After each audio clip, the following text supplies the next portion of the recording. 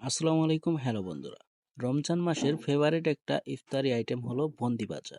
এই বন্দি ভাজাটা যদি আপনি ঘরে তৈরি করেন সেক্ষেত্রে কেমন হয়, চলুন কিভাবে তৈরি করতে হয়। প্রথমে আপনারা বেসম ভিজিয়ে রাখবেন 30 মিনিটের মতো। তারপরে আবার বেসমটিতে একটু পানি মিক্সড করে একটু টেলটেলে করে নেবেন।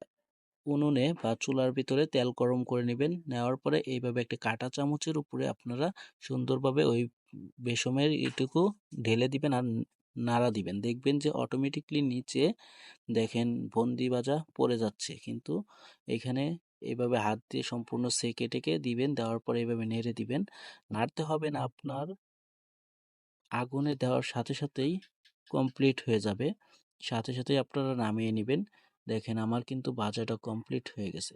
এইভাবে আপনারা বন্দি ভাজাটুকু ভেজে নেবেন। তারপরে এখানে রসালো বা মিঠা করার জন্য চিনি চাল দিয়ে রস বানাতে হবে আমাদের।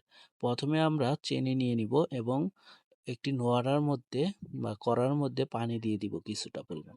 তারপরে ওইখানে পর্যাপ্ত পরিমাণ চিনি দিব, আর কোনো কিছু দিব না। লবণ বা এইগুলো কোনো কিছু দিয়েন না, দিলে খাওয়া যাবে না। ঠিক আছে, চিনিটা ফুটিয়ে নিতে হবে, একদম রসালো করে নিতে হবে।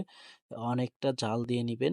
দিয়ে নেওয়ার পরে এইখানে আপনার ওই কাঙ্ক্ষিত বন্দি ভাজাটুকু ঢেলে দিয়ে সুন্দরভাবে ভিজিয়ে রাখবেন।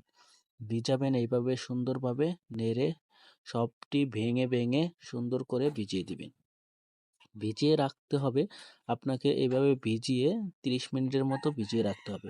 ভিজিয়ে রাখলে সুন্দর একটি মিষ্টি এর ভিতরে ঢুকে যাবে এবং খেতে অনেকটা সুস্বাদু হবে।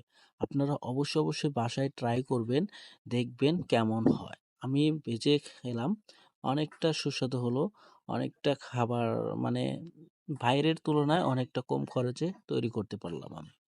সো এইভাবে আপনারা ট্রাই করে দেখতে পারেন। আর হ্যাঁ, আমার চ্যানেলে যদি নতুন হয়ে থাকেন প্লিজ চ্যানেলটা সাবস্ক্রাইব করে দিবেন। দেখা হচ্ছে নেক্সট ভিডিওতে। এতক্ষণ ভালো থাকবেন, সুস্থ থাকবেন। আল্লাহ হাফিজ, টাটা, বাই বাই।